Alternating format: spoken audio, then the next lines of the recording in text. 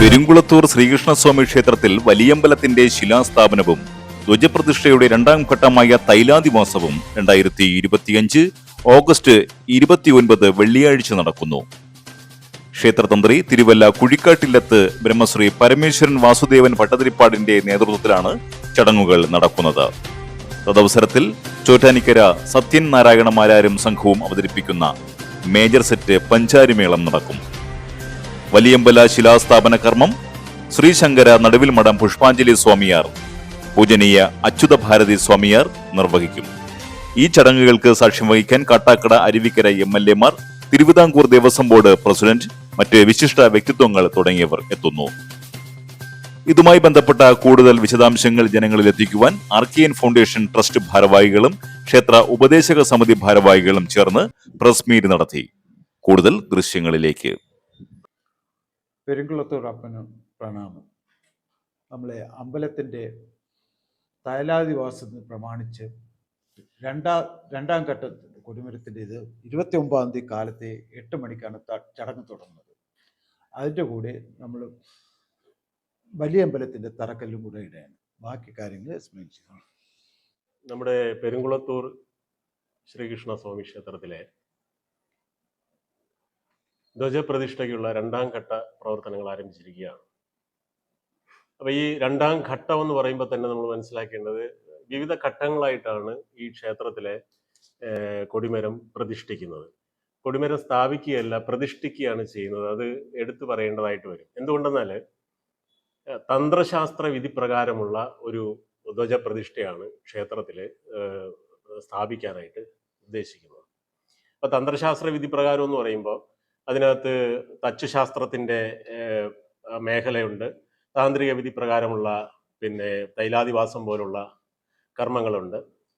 ഇവയെല്ലാം കൂടെ, അതായത് തച്ചുശാസ്ത്രത്തിൻ്റെ കൊത്തുപണികളും അതിൻ്റെ അളവുകളും കൃത്യതയും അതുപോലെ തന്നെ താന്ത്രിക വിദ്യയും സമഞ്ജസമായിട്ട് കൂട്ടിയോജിപ്പിച്ചുകൊണ്ടുള്ള ഒരു കർമ്മ പദ്ധതിയാണ് ഈ ക്ഷേത്രത്തിലെ പ്രതിഷ്ഠിച്ചു കഴിയുമ്പോൾ നമ്മൾ കാണാൻ പോകുന്നത്. അപ്പൊ ഇതിപ്പോ രണ്ടാമത്തെ ഘട്ടമായിട്ടുള്ള തൈലാദിവാസം എന്ന് പറയുന്ന ചടങ്ങിലേക്കാണ് പോകുന്നത്. തൈലാദിവാസം എന്ന് പറയുന്നത് ഈ നിർജീവ വസ്തുവായിട്ടുള്ള ഒരു തേക്ക് തടിയെ ജീവസുറ്റതാക്കി മാറ്റുന്ന ഒരു പ്രക്രിയയാണ്.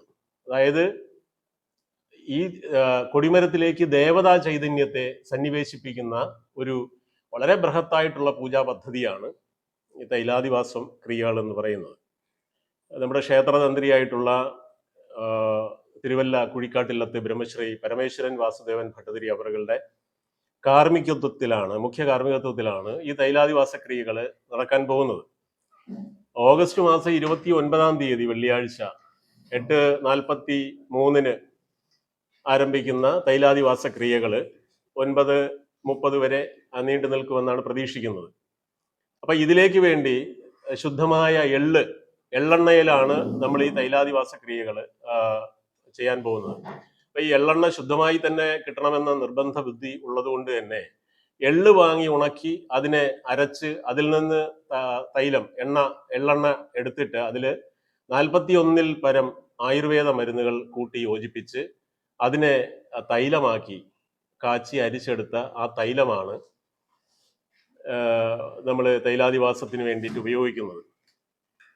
അപ്പൊ അത് കലശങ്ങളിൽ പകർന്നിട്ട് താന്ത്രിക പരമായിട്ടുള്ള കർമ്മങ്ങൾ ചെയ്തതിന് ശേഷം അത് ഒരു എണ്ണത്തോണിയിൽ ഒഴിച്ചതിന് ശേഷം ഈ തേക്ക് തടി അതിൽ ആമഗ്നമാക്കുകയാണ് ചെയ്യുന്നത്. ഇതാണ് തൈലാദിവാസ ക്രിയ എന്ന് പറയുന്നത്. ഇതിനോടൊപ്പം തന്നെ സാറ് പറഞ്ഞതുപോലെ വലിയമ്പലത്തിൻ്റെ ശിലാസ്ഥാപന കർമ്മവും അന്ന് തന്നെ നടക്കുന്നുണ്ട്. അതോടൊപ്പം തന്നെ വളരെ വിപുലമായ രീതിയിൽ ഒരു പഞ്ചാരിമേളം സംഘടിപ്പിച്ചിട്ടുണ്ട്. വളരെ അസുലഭമായിട്ടുള്ള ഒരു സന്ദർഭമാണ് നമ്മുടെ പെരുങ്കുളത്തൂർ അമ്പലത്തിൽ നടക്കാൻ പോകുന്ന ഈ തൈലാദിവാസ ക്രിയകൾ എന്ന് പറയുന്നത്. അപ്പൊ ഇതിലേക്ക് വേണ്ടി ഈ പരിപൂർണമായിട്ടുള്ള ഈ കാര്യങ്ങളെല്ലാം സംഘടിപ്പിച്ച് ക്ഷേത്രത്തിന് വേണ്ടിയിട്ട് അല്ലെങ്കിൽ നാട്ടുകാർക്ക് വേണ്ടിയിട്ട് സമർപ്പിച്ചിരിക്കുന്നത് ആർക്കിയൻ ഫൗണ്ടേഷൻ ട്രസ്റ്റ് ആണ്. ഈ ബൃഹത്തായിട്ടുള്ള തൈലാദിവാസ ക്രിയകളായിരുന്നാലും ശരി, ഈ കൊടിമരത്തിന്റെ അല്ലെങ്കിൽ ധ്വജപ്രതിഷ്ഠയുടെ പൂർണ്ണമായിട്ടുള്ള സമർപ്പണവും അതുപോലെ തന്നെ വലിയമ്പലത്തിന്റെയും നിർമ്മാണവും ഈ പുനരുദ്ധാരണ പദ്ധതികൾക്കെല്ലാം ചുക്കാൻ പിടിക്കുന്നത് ആർക്കൈൻ ഫൗണ്ടേഷൻ ട്രസ്റ്റാണ്. അതിൽ എടുത്തു പറയേണ്ട ഒരു വസ്തുത എന്ന് പറയുന്ന ആ ട്രസ്റ്റിലെ തന്നെ ശ്രീമാൻ ഹരികൃഷ്ണൻ എന്ന് പറയുന്ന അദ്ദേഹത്തിന്റെ കോർഡിനേഷനിൽ എല്ലാ പ്രവർത്തനങ്ങളും വളരെ ചിട്ടയോടുകൂടി ക്രമാനുഗതമായിട്ട് സംഘടിപ്പിച്ചുകൊണ്ട് ഏകോപിപ്പിച്ചുകൊണ്ട് ഈ പ്രവർത്തനങ്ങളെ മുന്നോട്ട് കൊണ്ടുപോകാൻ വേണ്ടി അതിന്റെ നടുനായകത്വം വഹിക്കുന്ന ശ്രീ ഹരികൃഷ്ണൻ സാറ്, ആർക്കൈൻ ഫൗണ്ടേഷൻ ട്രസ്റ്റിലെ ഹരികൃഷ്ണൻ സാറിനും അതുപോലെ തന്നെ ഈ ട്രസ്റ്റിലെ എല്ലാ മെമ്പേഴ്സിന്റെയും കുടുംബാംഗങ്ങൾക്കും എല്ലാവർക്കും ആയുസ്സും ആരോഗ്യവും ശ്രേയസ്സും സമ്പൽ സമൃദ്ധിയും ഭഗവാൻ നൽകട്ടെ എന്ന് ആശംസിക്കുകയാണ്. ഈ ക്ഷേത്രത്തിലെ അഭ്യുദയം കാംക്ഷിക്കുന്ന ഒരു സാധാരണ ഭക്തൻ എന്നുള്ള നിലയ്ക്ക് എല്ലാ ഐശ്വര്യവും അവർക്കുണ്ടാകട്ടെ എന്ന് ഞാൻ ആശംസിക്കുന്നു. നമസ്കാരം. ഞാൻ ഇൻട്രൊഡ്യൂസ് ചെയ്ത് തരാൻ പോണത് അരവിന്ദാക്ഷൻ. അദ്ദേഹത്തിന്റെ പുണ്യം കൊണ്ട് ഇവിടെ വന്ന് നമ്മളെ മെയിൻ കർമ്മമായിട്ടുള്ള അദ്ദേഹം എല്ലാ മെയിൻ അമ്പലങ്ങളും ചെയ്തിട്ടുള്ള വ്യക്തിയാണ്. അങ്ങേര് ഈ തൈലാദിവാസത്തിന്റെ ഗുണത്തിനെ പറ്റി കുറച്ച് എക്സ്പ്ലെയിൻ ചെയ്തിരുന്നു. എന്ന് പറഞ്ഞാൽ തൈലം എങ്ങനെയാണ് പ്രോസസ്സ് ചെയ്തെടുക്കുന്നത് അതിനെപ്പറ്റി. നമസ്കാരം, എൻ്റെ പേര് അരവിന്ദാക്ഷൻ എന്നാണ്. ഞാൻ തൈലം തയ്യാറാക്കാൻ വേണ്ടി ഇവിടെ വന്നിട്ടുള്ള ആളാണ്. തൈലാദിവാസത്തിൻ്റെ പ്രത്യേകത എന്ന് പറയുന്നത് ഭഗവാന്റെ ശരീരമായിട്ടാണ് ക്ഷേത്രത്തെ നമ്മൾ സങ്കല്പിക്കുന്നത്. അപ്പോൾ ആ ശരീരത്തിൻ്റെ ഗോപുരം കാൽപാദമായും ഈ നമ്മുടെ വലിയ വലിക്കല് നാഭിയായിട്ടും അതുപോലെ ശ്രീകോവിൽ ഭഗവാന്റെ ഹൃദയസ്ഥാനവും അതുപോലെ കുംഭം ശിരസ്സും ഒക്കെ ആയിട്ടാണ് ഒരു സങ്കല്പമുള്ളത്.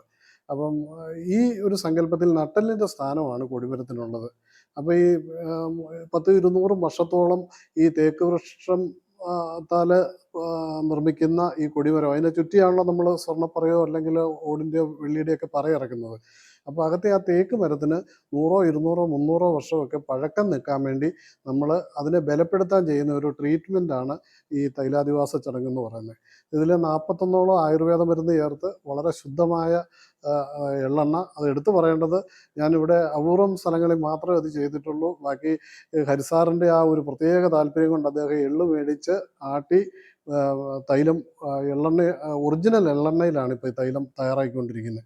അപ്പോൾ ഈ തൈലത്തിന് നമ്മൾ ഏതാനും മാസങ്ങൾ, 9 മാസമൊക്കെ പറയും, പരമാവധി മാസങ്ങൾ ഈ അപ്പോൾ ഈ തയ്യാർ ചെയ്യുന്ന തൈലം നമ്മൾ തന്ത്രി അദ്ദേഹം കലശം പൂജ നടത്തി അതിൽ ഒഴിക്കുകയാണ് ചെയ്യുന്നത്. ബാക്കിയുള്ളത് നമുക്കും ഭക്തജനങ്ങൾക്കും എല്ലാവർക്കും ഒഴിക്കാം. ഇങ്ങനെ ഒഴിച്ച് മാസങ്ങളോളം അതിൽ കിടക്കുമ്പോൾ ഈ തടി നമ്മൾ ട്രീറ്റ് ചെയ്യുന്നതിൻ്റെ ഒരു പ്രോസസ്സിംഗ് ആണ് നടക്കുന്നത്. അതിൻ്റെ ഭാഗമായിട്ട് എല്ലാ പണിയും തീർത്ത് ആശാരിമാർ ഉളി കുത്തി ചെയ്യുന്ന എല്ലാ പണിയും തീർത്തിട്ടാണ് ഇതിൽ ഇറക്കുന്നത്. പിന്നെ ഉളി ഇവത്തെ കയറിയല്ല, അത്ര കടുപ്പമായി തടിക്ക്.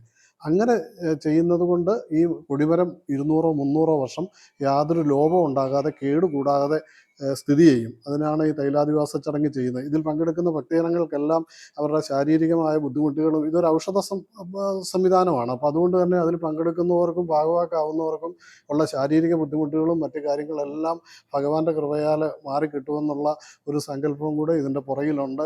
എന്താണേലും ഹരിസാറിൻ്റെ ഒരു വലിയ നിഷ്ഠയും ആ ഭക്തിയും കൊണ്ടാണ് ഇതുപോലെ കൃത്യമായി ഈ കാര്യങ്ങൾ ചെയ്യുന്നത്. എല്ലാ കാര്യത്തിനും അദ്ദേഹത്തിന് കൃത്യമായി ചെയ്യണമെന്നുള്ള നിർബന്ധം ഉള്ളത് കൊണ്ടാണ് ഇപ്പോൾ ഈ എള്ളെണ്ണ തന്നെ ഞാൻ അപൂർവം 1-2 സ്ഥലത്തേ ഞാൻ ചെയ്തിട്ടുള്ളൂ.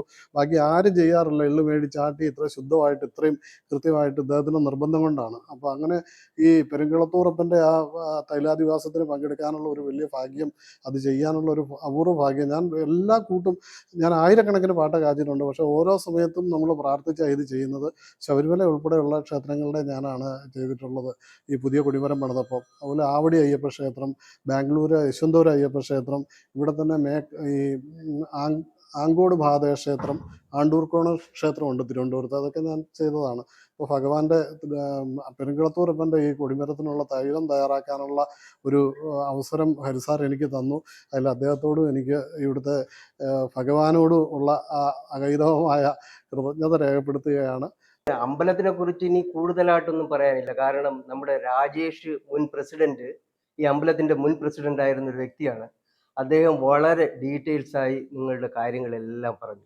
എനിക്കൊരു നന്ദി വാക്ക് മാത്രമേ ഈ അവസരത്തിൽ പറയാനുള്ളൂ. അത് വേറെ ആർക്കുമല്ല, നമ്മുടെ ഹരീഷ്ണൻ നായർ സാറും അവരുടെ കുടുംബത്തിനും. അതായത് ദൈവം നിയോഗിച്ചതുപോലുള്ള ഒരു കാര്യമാണ് അവിടെ നടന്നിരിക്കുന്നത്. അദ്ദേഹം പലരുടെയും പഴികൾ കേട്ടിട്ടും അതൊന്നും നോക്കാതെ പുള്ളിയുടെ സ്വന്തം ഇഷ്ടത്തിൽ എല്ലാ കാര്യങ്ങളിലും വളരെ ഭംഗിയായിട്ട് പുള്ളി ആ അമ്പലത്തിന് വേണ്ടി ചെയ്തു കഴിഞ്ഞു. ആരുടെ സഹായമോ ഒന്നും തേടാതെ നമ്മുടെ കൂടെ നിന്ന സഹപാഠികളെ ചേർത്ത് അദ്ദേഹം നല്ല രീതിയിൽ അവിടെ ആ അമ്പലത്തിന് നാട്ടുകാർക്ക് വേണ്ടി എല്ലാ കാര്യങ്ങളും ചെയ്തു. ദൂരെ നിന്ന് കൊടിമരങ്ങളും കൊണ്ടുവന്നു, എല്ലാം ചെയ്തു. എല്ലാ സംവിധാനങ്ങളും അദ്ദേഹത്തിന്റെ കുടുംബത്തോട് കൂടി ചേർന്ന്, കുടുംബത്തിന് ഞാൻ നന്ദി പറയുന്നു. സത്യം പറഞ്ഞു, എല്ലാവിധ ഐശ്വര്യങ്ങളും നന്മകളും ഉണ്ടാകട്ടെ. ഇനിയും ഇങ്ങനെയുള്ള പല അമ്പലങ്ങളിലും അദ്ദേഹത്തിന് ഇങ്ങനെയുള്ള പുണ്യ കാര്യങ്ങൾ ചെയ്യാൻ ഭാഗ്യമുണ്ടാകട്ടെ എന്ന് ഞാൻ ആത്മാർത്ഥതയായി പ്രാർത്ഥിക്കുന്നു. എൻ്റെ പേര് ചന്ദ്രപ്രഭ. ഞാൻ ക്ഷേത്രോപദേശ സമിതിയുടെ വൈസ് പ്രസിഡന്റാണ്. ആഗസ്റ്റ് 29 വെള്ളിയാഴ്ച 8:10 ഈ തൈലാദിവാസം 2ാം ഘട്ടത്തിലേക്ക് കടക്കുകയാണ്. നമ്മുടെ സമിതി, നാരായണ സമിതിയുടെ നേതൃത്വത്തിൽ നാമഭൈരിയും മാതൃസമിതിയുടെ നേതൃത്വത്തിൽ നാമജപവും വേദവും എല്ലാ കാര്യങ്ങളും നടക്കുകയാണ്. അതിനെല്ലാവരുടെയും സഹകരണവും പ്രതീക്ഷിച്ചുകൊണ്ട് എൻ്റെ വാക്കുകൾ അവസാനിക്കുന്നു. പെരിങ്കുളത്തുരപ്പനെ സ്മരിക്കുന്നു. അതോടൊപ്പം എൻ്റെ പേര് അരവിന്ദ് എന്നാണ്, ഉപദേശക സമിതി സെക്രട്ടറിയാണ് നിലവിലെ. അപ്പോൾ കഴിഞ്ഞ കുറേ കാലങ്ങളായി RKN ഫൗണ്ടേഷൻ ട്രസ്റ്റ് തന്നെയാണ് അമ്പലത്തിലെ പുനരുദ്ധാരണ നടത്തി വരുന്നത്. ഇത്തവണയും നമ്മുടെ ഭഗവാന്റെ ധ്വജം ഉൾപ്പെടെ വലിയമ്പലം വരെ അദ്ദേഹം ചെയ്യാൻ വേണ്ടിയിട്ട് തീരുമാനിച്ചിട്ടുണ്ട്. അദ്ദേഹത്തോട് തീർത്താ നാട്ടുകാർക്കും നമ്മുടെ ദേശത്തിനും തീർത്താ കടപ്പാടുണ്ട്. അപ്പോൾ എല്ലാ നാട്ടുകാരും ഭക്തജനങ്ങളും ഇതിനോടൊപ്പം സഹകരിച്ച് ഈ ഒരു മഹനീയ ചടങ്ങ് വൻ വിജയമാക്കി തീർക്കണമെന്ന് മാത്രം പറഞ്ഞുകൊണ്ട് ദേശവാർത്തകൾ വിരൽത്തുമ്പിലെത്താൻ ജനമിത്രം സബ്സ്ക്രൈബ് ചെയ്യൂ. യഥാസമയം നോട്ടിഫിക്കേഷൻ ലഭിക്കുവാൻ ബെല്ലൈക്കൺ അമർത്തൂ. ഫേസ്ബുക്ക് പേജ് ലൈക്ക് ചെയ്യൂ, ഫോളോ ചെയ്യൂ.